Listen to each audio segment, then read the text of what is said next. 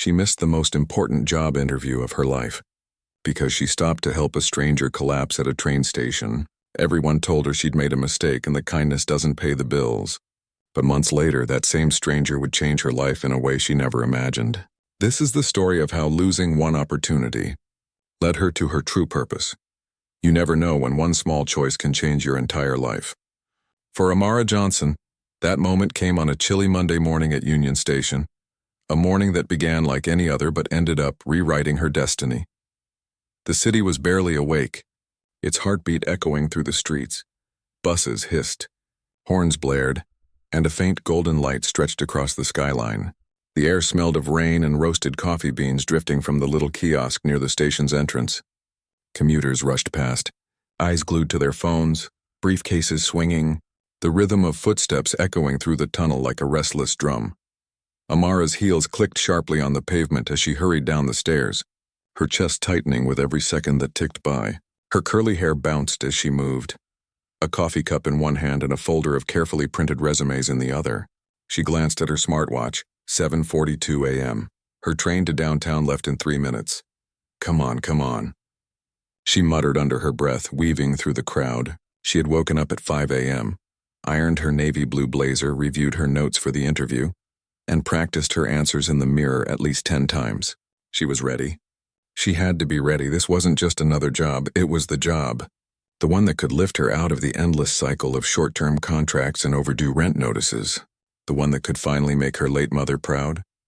She could still hear her mother's voice from years ago, gentle yet firm. Baby, don't ever let anyone tell you you're not meant for greatness. Just keep showing up, even when it's hard. And Amara had shown up. Again and again. Even when doors closed. Even when people overlooked her. This interview was her shot. A management position at a major tech firm downtown. A steady salary, real benefits, a chance to prove herself.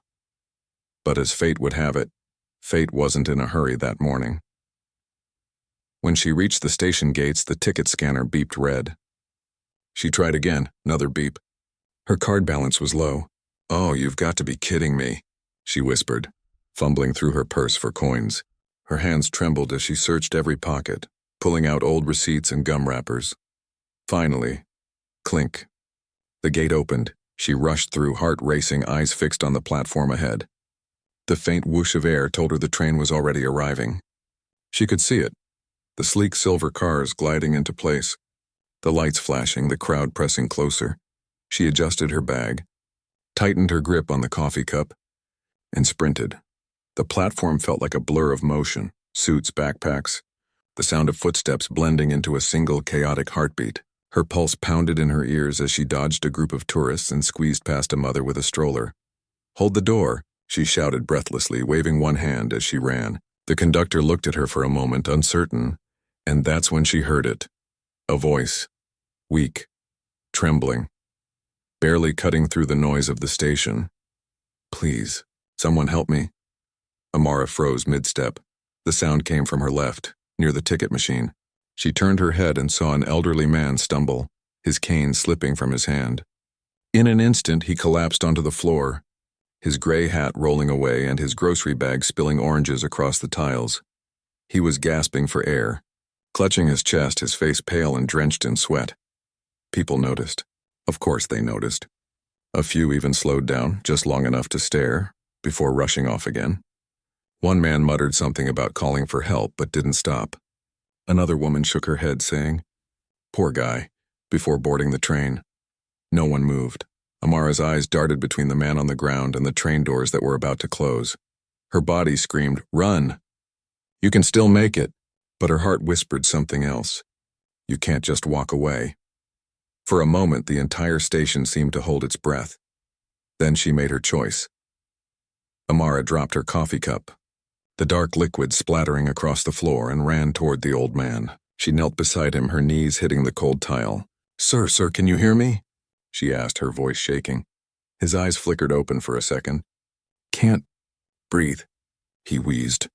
"Hang on, I'm here," she said, placing a trembling hand on his shoulder. She turned to the crowd. "Somebody call 911.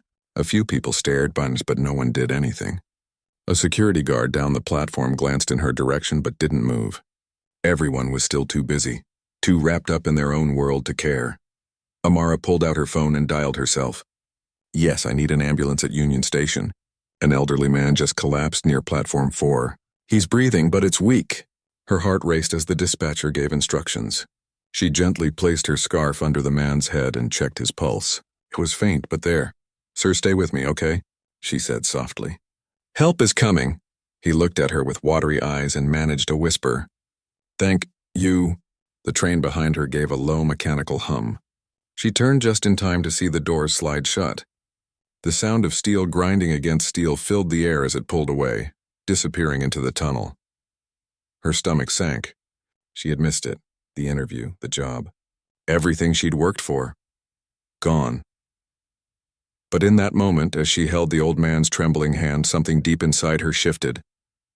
The panic faded, replaced by something else. A strange calm, a sense of quiet purpose. She didn't know why, but she knew this was where she was supposed to be. Minutes later, paramedics arrived and took over. Amara stepped back, letting them work, her hands still shaking. She watched as they lifted the man onto a stretcher, placing an oxygen mask over his face. One of the medics looked at her. "You did good, ma'am. You probably helped save his life." She nodded slowly, unsure what to say. When they wheeled him away, she found herself standing alone in the now empty platform. Her coffee cup lay on the floor, crushed and forgotten. The noise of the station returned, footsteps, chatter, the hum of the next arriving train. But to Amara, everything felt quiet. She sat down on a nearby bench, her hands trembling, her heart heavy. She should have been on her way to the interview. Instead, she was covered in spilled coffee and adrenaline, her dreams slipping away with every passing minute. She pulled out her phone, staring at the company's number in her call history. Should she call? Should she try to explain? Would they even care? The thought made her chest ache. She could already imagine the HR manager's voice. "We understand, but we've already filled the position." Tears stung her eyes. She buried her face in her hands, whispering, "Why today of all days?" A few minutes later, the crowd started moving again and life went on, as if nothing had happened. But for Amara, everything had changed. She took a deep breath, stood up, and walked slowly toward the exit. She didn't know what the rest of the day would bring, or how she'd pay rent next month, or whether she'd ever get another shot like this again. All she knew was that somewhere, an old man was breathing, and because she stopped, and as the morning sunlight broke through the clouds, spilling across the tracks, a quiet voice inside her whispered, "Maybe you didn't miss your chance, Amara. Maybe you just found your purpose." She didn't know it yet, but that single act of compassion, the decision to turn around when everyone else walked away, was about to set off a chain of events that would change her life forever. Sometimes, the universe doesn't reward you right away. Sometimes it waits until you least expect it, and then gives you something better than you ever dreamed of. Amara glanced one last time down the empty track, a faint smile tugging at her lips. The missed train was gone, but for the first time all morning, she didn't feel late anymore. Amara stayed by the old man's side, ignoring the chaos around her. The sound of the paramedic sirens echoed through the station tunnel, and for a brief second, everything else disappeared, the noise, the rushing crowd, even her own panic. She kept her voice calm, repeating softly, "You're going to be okay, sir. Stay with me." The man's breathing was shallow, his fingers trembling as he tried to hold her hand. His skin was cold, his pulse faint. My heart," he whispered. Amara pressed her free hand to his chest, terrified. She didn't know what to do except what the emergency operator told her through the phone. "Keep him still, make sure his airway is clear, and stay with him," the woman on the line instructed. She nodded, though no one could see her. Her scarf, her mother's scarf, became a makeshift pillow beneath his head. Sweat beaded on her forehead as she watched him struggle, every second feeling longer than the last. When the paramedics finally rushed in, she nearly burst into tears from relief. They moved fast, checking vitals, placing oxygen, securing IV lines. "Ma'am," one medic said, "you did the right thing. You helped him breathe until we got here." Amara backed away, her knees weak. She watched as they lifted the man onto the stretcher, sliding him into the back of the ambulance. The door slammed shut and the sound of the siren faded into the distance, then silence. The adrenaline drained from her body, leaving only exhaustion. The crowd had already moved on. Trains came and went. No one even noticed her anymore. Amara sat down on a cold metal bench and stared at the empty tracks. It was over. The rush, the panic, the noise. Now there was just a quiet ache settling in her chest. Her hands shook as she pulled out her phone and checked the time. 6 a.m. Her interview had been scheduled for 8:30. Her heart sank. She had missed it. Everything she had worked for, gone in a blink. She tried to stay calm. Maybe they'd understand, she thought. Maybe they'll let me reschedule if I explain. She opened her contacts and tapped the number she'd been staring at all week, Thompson and Ellis Consulting. She had memorized it by heart. After 2 rings, a brisk voice answered. Human Resources, this is Sharon. Hi, Sharon. This is Amara Johnson. I had an interview scheduled this morning with Mr. Allen for the management trainee position. I was at the station and, yes, Ms. Johnson, the voice interrupted politely but coolly. Mr. Allen's interviews were this morning. I'm afraid he's already moved on with other candidates. Amara swallowed hard. I understand, but please, it was an emergency. I helped a man who collapsed. He might have died if I hadn't stayed. There was a pause on the other end, the sound of keys clicking faintly. Then the voice returned, flat and final. I'm sorry to hear that, truly. But Mr. Allen's schedule is full for the next several weeks. We wish you the best of luck in your future endeavors. Click. The call ended. For a moment, Amara just stared at the screen, unable to breathe. That was it. The job she had dreamed of. The one she'd prayed for. Gone. Her shoulders slumped as tears welled in her eyes. She pressed her phone against her chest and whispered almost pleadingly, I did the right thing. So why does it hurt so much? She stayed on that bench for a long time until the cold metal numbed her skin. People passed by, but she barely noticed. The world was moving, but her world had stopped. When she finally stood, her legs felt heavy. She gathered her bag, wiped her face, and forced herself to walk out of the station. Outside, the city looked different. The same traffic, same noise, but it all felt distant now. She felt invisible, lost among the crowd. Her mind replayed everything that had happened, his hand trembling in hers, the fear in his eyes, the siren fading away. Somewhere out there, that old man was alive. Maybe because of her, it should have made her feel better. But instead, it made her feel empty. That night, the loneliness hit harder than usual. Her apartment was small, a 1-bedroom with peeling paint and a flickering kitchen light. The radiator hissed every few minutes, fighting to warm the room. Amara dropped her bag on the couch, kicked off her heels, and stared at her reflection in the dark window. Her blazer was wrinkled, her hair messy from the day's chaos. Great first impression, she muttered bitterly. She opened her laptop and pulled up a dozen job boards. Scrolling through listings she'd already seen 100 times. Administrative assistant, entry-level clerk, customer service rep. None of them matched her skills or ambitions. Her rent was due next week. Her savings account was nearly empty. She laid her head on the desk and whispered, What am I doing wrong? Her phone buzzed. A text from her best friend, Tasha. Tasha, how'd the interview go, girl? Amara stared at the screen for a long moment, then typed slowly. Amara, I missed it. Helped someone who collapsed at the station. A few seconds later, Tasha. Wait, what? Are you okay? Amara, I'm fine. Just disappointed. Tasha. You did the right thing, Amara, that's what matters. Amara. Yeah. I just wish doing the right thing didn't feel so wrong. She set her phone down, closed her eyes, and let the silence swallow her. The old man's face wouldn't leave her mind. The fear, the gratitude, the way he looked at her before the ambulance door shut. Somehow, she felt connected to him, like their paths had crossed for a reason she didn't yet understand. The next morning, the world kept spinning. Amara got up, made instant coffee, and forced herself to dress for another day of applications and rejection emails. Her neighbor, Mrs. Jenkins, a sweet but nosy woman in her 60s, called from her door. You okay, honey? You look like you've been through it. Amara smiled weakly. Just a long day yesterday. Well, keep that chin up. You've got a light about you. Don't let life dim it, the older woman said with a wink. Amara managed a soft laugh. I'll try.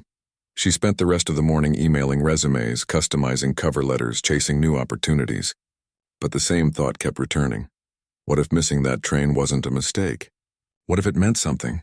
Every time she closed her eyes, she saw the man's pale face, the way his fingers gripped hers, the faint thank you before the medics carried him away. She wished she knew his name. She wished she knew if he was okay. By afternoon, her phone buzzed again, this time with an unknown number. Her heart leapt for a second, thinking maybe the company had reconsidered. But when she answered, it was just a robocall offering a credit card. She sighed, rubbing her temples. The day dragged on. The walls of her apartment felt smaller, the silence louder. By sunset, she sat curled on her couch, a blanket around her shoulders, staring blankly at the muted TV screen. A local news segment played, something about community heroes, people doing good deeds in the city. She thought about calling the station, asking if they'd heard about the man at Union Station, but she didn't.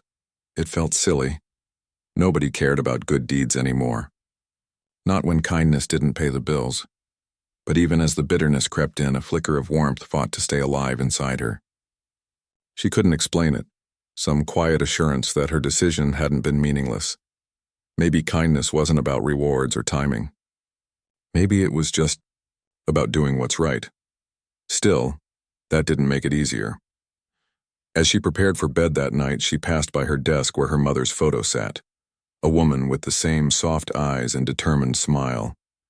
Amara picked it up and whispered, "Mom, I tried. I really did." She imagined what her mother would have said. "Baby, when you do the right thing, it might feel heavy at first. But one day you'll see why it mattered." Amara placed the photo back and turned off the light. Lying in the dark, she stared at the ceiling, listening to the faint hum of the city outside. Maybe tomorrow would be different. Maybe the universe hadn't forgotten her. But as she closed her eyes, one thought lingered above all. She couldn't forget his face, the old man, the way he looked at her, as if he wanted to say more but couldn't. Somehow, deep down, she knew their story wasn't finished, and she had no idea that within a week, that same man would change her life in ways she could never have imagined. A week had gone by since that unforgettable day at Union Station. Amara had spent most of it glued to her laptop, eyes red from endless scrolling through job listings. Every new tab, every email notification carried a little spark of hope, and every rejection that followed dimmed it a little more. She was trying to move on, but her mind kept replaying the sound of that old man's trembling voice. "Please, someone help me." It haunted her, not in a bad way, but like an echo that wouldn't fade. She wondered if he was okay, if he'd made it. That Monday morning, her phone buzzed with an unfamiliar number. At first, she thought it was another recruiter, maybe another chance. She almost ignored it. She couldn't handle another polite rejection. But something made her answer. "Hello, is this Amara Johnson?" "Yes, this is she." "This is Dr. Roberts from City General Hospital. You helped one of our patients last week, Mr. Walter Harris. He's been asking for you. Would you be willing to visit?" Amara blinked. "Mr. Harris? He's alive?" "Oh yes," the doctor replied with a smile in his tone. "And quite eager to see you." She hesitated for a moment. She had resumes to send, cover letters to tweak, but something in her heart told her, go. The hospital lobby smelled faintly of disinfectant and coffee. Amara's shoes echoed softly as she followed the nurse down the hallway. When she reached room 214, she peeked through the door, and there he was, the same old man she'd found collapsed on the cold station floor, now sitting upright in a hospital bed, a smile lighting up his wrinkled face. "There she is," he said, his voice bright and full of life. "My angel in the train station." Amara couldn't help but laugh, warmth flooding her chest.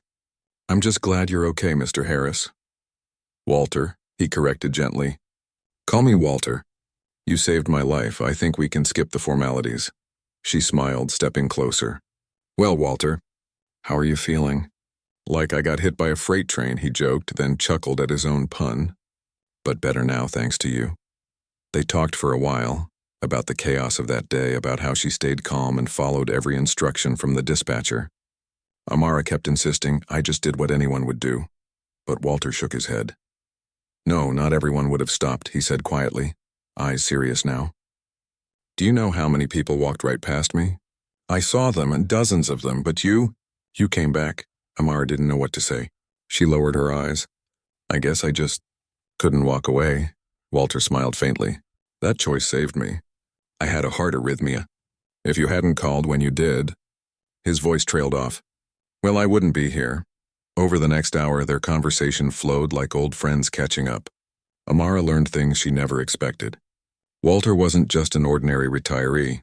He was the founder of a major tech company, Harris Systems, one of the biggest software firms in the state. I started it in my garage, he said proudly, back when computers were the size of refrigerators and no one thought they'd catch on. He chuckled, then sighed softly. But time changes everything. My wife, Clara, she was my biggest supporter. After she passed, I sold the company. Retired early. Haven't really had much purpose since.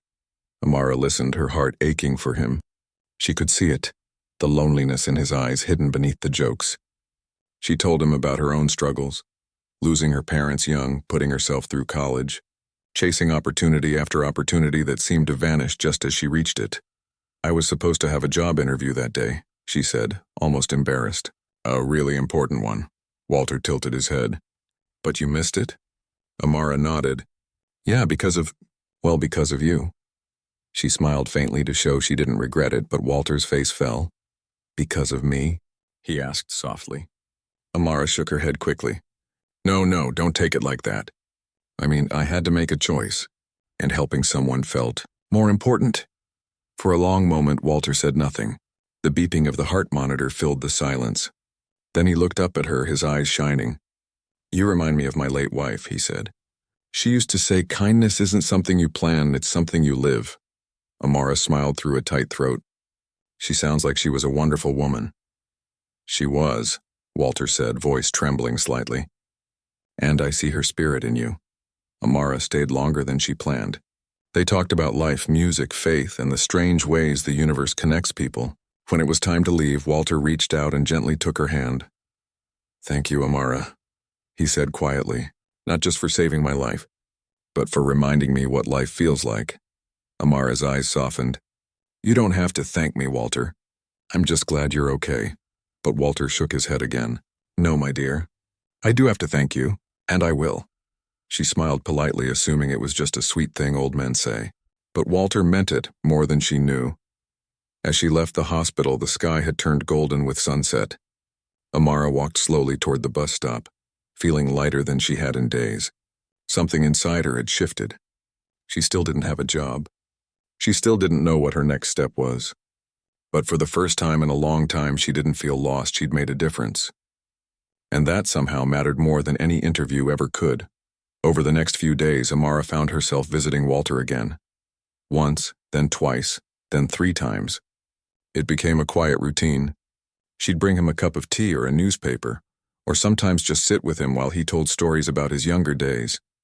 He told her about how he met his wife, Clara, at a train station, of all places. She dropped her suitcase and all her clothes spilled out right in front of me. He laughed. Most embarrassing moment of her life. But I helped her pick them up, and she invited me for coffee to say thank you. Been inseparable ever since and until she left, Amara smiled. Sounds like fate brought you together. Walter nodded. And maybe fate brought you to me.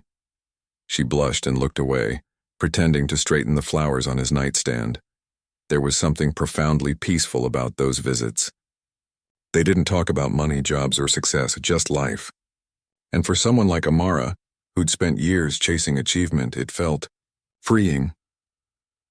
One afternoon, a nurse stopped Amara in the hallway. You've really made a difference for him, she said warmly. Mr. Harris barely talked to anyone before you came. Now he lights up when you walk in. Amara smiled. He's helped me too, more than he knows. She didn't realize it yet. But that bond, the simple act of showing up for a stranger, was about to open doors she never imagined possible. A week later, Walter was finally discharged from the hospital. He looked stronger, happier, and insisted Amara be the one to pick him up. As she wheeled him through the automatic doors, he looked up at her and said, You know, I haven't been this excited about the future in years. Amara laughed. That makes 2 of us. He smiled knowingly. Something tells me, Amara Johnson, that your future's about to change too. And when it does, don't you dare be surprised. Amara tilted her head, amused. What do you mean? Walter winked. You'll see soon enough. What she didn't know was that Walter Harris had already made a few phone calls to some very important people. And her missed train, that so-called lost opportunity, it wasn't lost at all. It was just taking her somewhere far more extraordinary than she'd ever imagined. The weeks that followed felt like a quiet, gentle sunrise after a long, stormy night. Amara still hadn't landed a new job, but she didn't feel as hopeless anymore. Each day, she woke up with purpose, knowing she'd visit Walter after lunch, bringing him fresh fruit, tea, or sometimes just a smile. He had become more than a stranger she'd helped. He'd become family. Every time she entered his hospital room, his face would light up. There's my favorite person, he'd say, waving her in like an old friend. They'd talk for hours.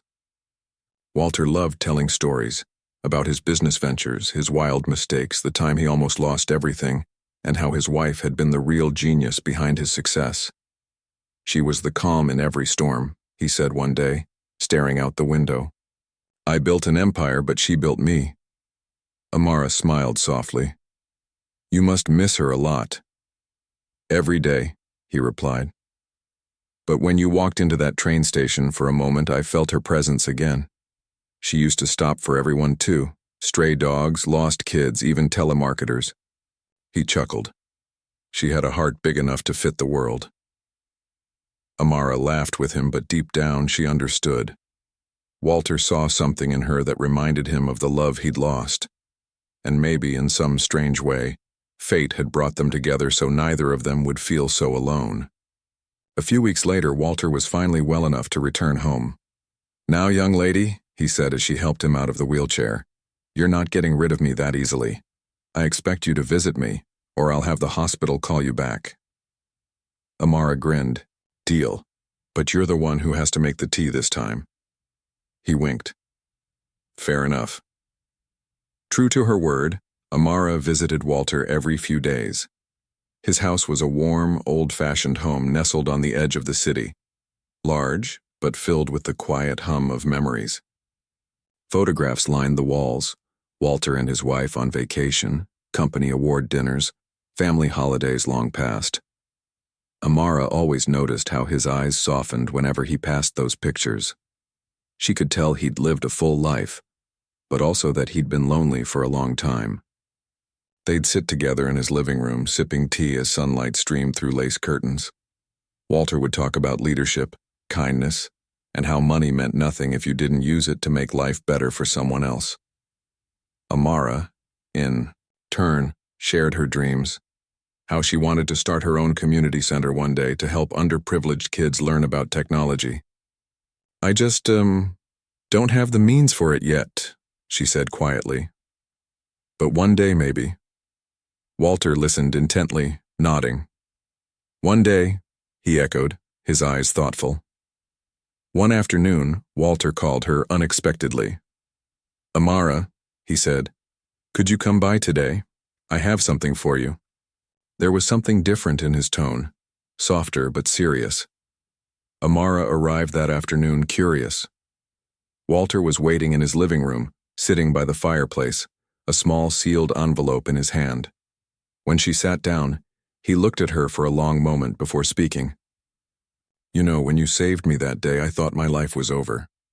I didn't expect to wake up again, let alone meet someone who'd remind me what kindness feels like. He handed her the envelope. This is just a small way of saying thank you. Amara hesitated. What is it?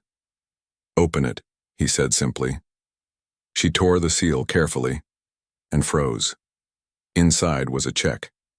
Not just any check, one with enough zeros to make her heart stop. It was more money than she'd ever seen in her life. Enough to pay off every debt, every overdue bill, and still have enough to start the business she'd always dreamed of. Mr. Harris, Walter. What is this? She stammered. He smiled kindly. It's what you deserve. Her eyes widened. I can't accept this. I can't. He raised a hand. You can, and you will. Because you earned it. Tears welled in her eyes. But why me? Walter leaned forward, his gaze firm yet warm.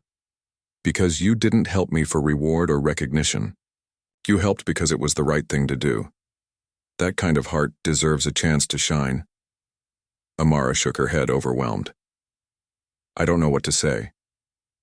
Then don't say anything, he said gently. Just promise me you'll use it to chase the dreams you told me about. The community center, the kids, whatever sets your soul on fire. That's what this is for. She sat there clutching the envelope, speechless. The weight of his words sank in like sunlight breaking through clouds. And then, as if that weren't enough, Walter chuckled and said, Oh, and there's something else you should know.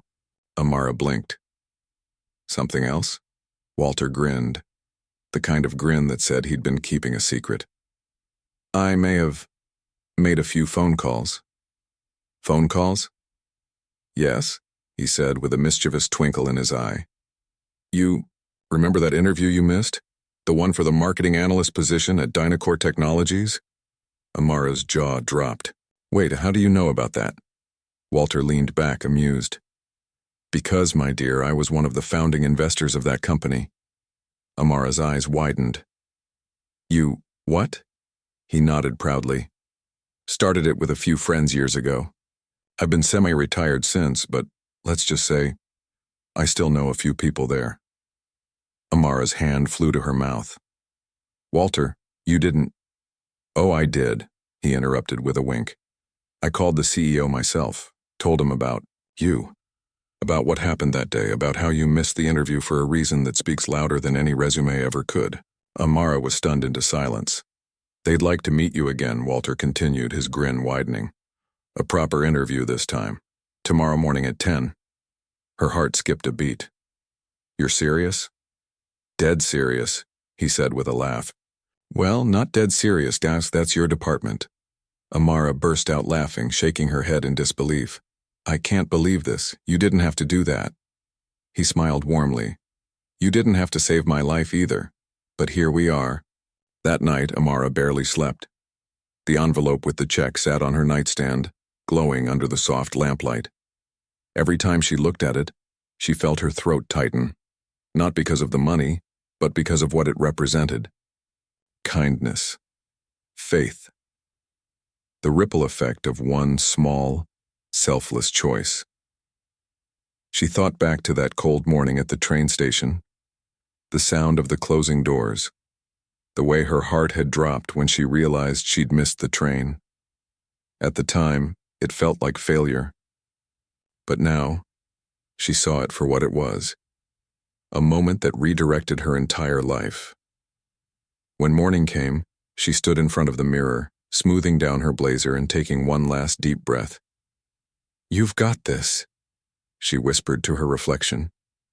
Walking into Dynacore's sleek glass building felt surreal. She'd been there once before, that first time, running late, panicked, desperate. But today was different.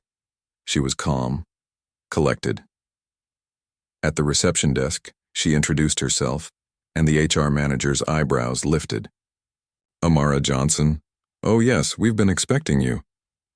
As she waited in the lobby, she spotted a framed quote on the wall. Integrity is doing the right thing, even when no one is watching. She smiled to herself. How fitting. When the interview began, she felt surprisingly at ease. They asked about her background, her goals, her passions, and then the inevitable question came. Miss Johnson, the hiring manager said, I noticed you had an interview scheduled with us a few weeks ago, but you didn't make it. What happened? The room fell quiet. Amara took a deep breath and told the truth. Every word, from the missed train to the old man who needed help. I know it cost me the opportunity, she finished softly, but that day, someone needed me more than my career did, and I don't regret that choice. There was silence for a moment. Then one of the senior executives smiled, a small, knowing smile. Well, he said, we need more people like you in this company, Amara. When she walked out of the building an hour later, the sunlight felt warmer than ever. Her phone buzzed, a message from Walter. So, how'd it go? Amara smiled, tears forming in her eyes as she typed back, I got the job. A few seconds later, his reply came through. I knew you would. Welcome to your new chapter, kiddo. Amara looked up at the sky, whispering, "Thank you." For the first time in years, she felt like life wasn't working against her. It was finally working for her. And as she walked toward the train station, the same place where it all began, she couldn't help but think, maybe sometimes the best things in life don't happen on time. They happen right on purpose. The city skyline glittered beneath the morning sun, a sea of glass and silver stretching endlessly toward the horizon. Amara stood by her office window, coffee in hand, watching the light dance across the buildings. Her name was etched on the frosted glass of the door behind her. Amara Johnson, Senior Project Manager, Dynacore Technologies. She smiled softly.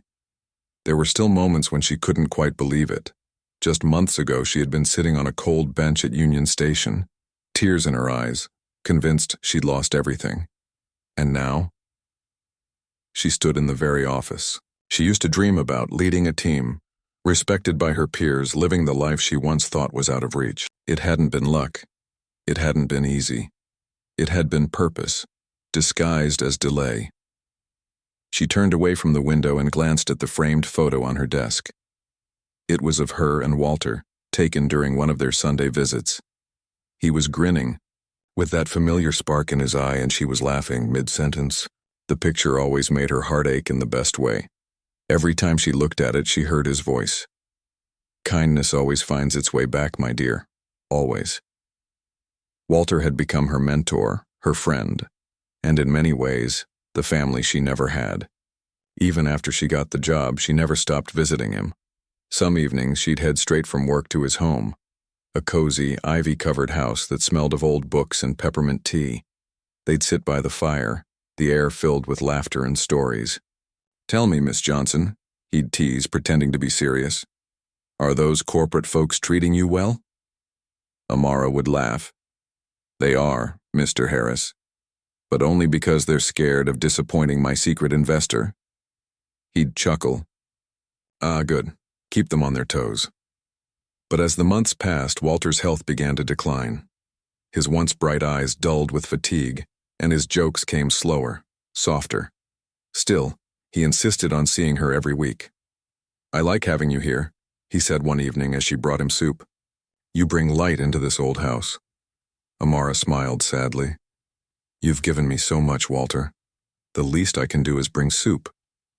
He reached over, patting her hand. "You've already brought more than soup, child. You brought me peace." One morning, Amara received a call from his nurse. "He's asking for you," she said quietly. "You should come soon." Amara left work immediately, her heart pounding as she drove through the familiar streets. When she arrived, the house was quiet. Too quiet. She found Walter in bed, pale but peaceful, sunlight streaming gently across his face. "There you are," he whispered when he saw her. "I was hoping I'd see you again." Tears welled in her eyes as she sat beside him, taking his frail hand in hers. "I'm here, Walter." He smiled faintly. "You know, Amara, life's funny. I spent years chasing numbers, deals, profits, and yet, the thing that gave me peace was a stranger who missed her train." Amara squeezed his hand, her voice breaking. "You changed my life, Walter." He shook his head slowly. "No, my dear. You changed mine." They sat in silence for a while, hands clasped. Then, with one last faint smile, Walter whispered, "Never regret doing the right thing." And those were the last words he ever spoke. Walter Harris passed away peacefully that morning, leaving behind a legacy that reached far beyond his years, and a heart forever imprinted on Amara's life. At his funeral, the church was filled with people whose lives he had touched, employees, neighbors, old friends. But as the pastor spoke, Amara realized that, in those final months, she had known Walter in a way few others ever had. When it was her turn to speak, she walked to the podium with trembling hands, clutching a small piece of paper but barely needing it. "Walter taught me that kindness doesn't need an audience," she said softly. "He showed me that when you choose to help someone, you're not losing time. You're gaining meaning. I missed a train that day, but I found a friend who changed my life. Her voice cracked on the last words, but she didn't hide it, because in that moment everyone understood the power of what she was saying. A week later, Amara was invited to the reading of Walter's will. She didn't expect anything. She assumed whatever wealth he had would go to charities or distant relatives. But when the attorney opened a small envelope and began reading, Amara's breath caught. "To my dear friend Amara Johnson," the letter began, written in Walter's shaky handwriting. "You once told me your dream was to help others, to create something that would outlive you. I believe dreams like that deserve roots. Therefore, I leave a portion of my estate, along with the funds from my late wife's memorial trust, to be used for one purpose only: to build a foundation in her name, dedicated to caring for the elderly and lonely." Amara's eyes filled with tears. The attorney continued, "She will call it the Walter and Clara Harris Kindness Project, and I know she will make it something beautiful." The room was silent. Amara couldn't speak. All she could do was hold the letter against her chest, her heart full and breaking all at once. She had lost her mentor, her friend, but in his final act, he had passed the torch of kindness to her. Months later, Amara stood before a crowd of reporters and community leaders as she cut the ribbon on the front doors of the Walter Harris Kindness Project. The building wasn't grand, but it was perfect. A warm, welcoming center that offered free meals, medical checkups, and companionship for seniors who had no family. In one corner, there was even a small library named Clara's Corner, filled with Walter's favorite books. As Amara looked around at the smiling faces, she felt tears sting her eyes. This was what Walter had seen in her all along. During her speech, she said, "A man once told me that kindness always finds its way back. Today, I understand what he meant. This foundation isn't just his legacy. It's a reminder that one act of compassion can ripple through countless lives." The audience applauded, but Amara wasn't thinking about the cameras or the headlines. She was thinking about the quiet man who had changed everything with a simple smile and a grateful heart. Later that evening, she visited Walter's grave. The grass had grown over and fresh flowers surrounded the headstone. She knelt down, brushing away a fallen leaf, and whispered, "You were right, Walter. I missed a train that day, but I caught something far greater: my purpose." As the wind rustled the trees around her, she could almost hear his voice again. "Never regret doing the right thing." Her phone buzzed softly in her pocket. When she looked down, it was a notification from the foundation's account. Another donation had come in. A local business had pledged to sponsor a full year of meals for seniors. Amara smiled, tears of joy blurring her vision. She looked up at the sky and whispered, "Thank you."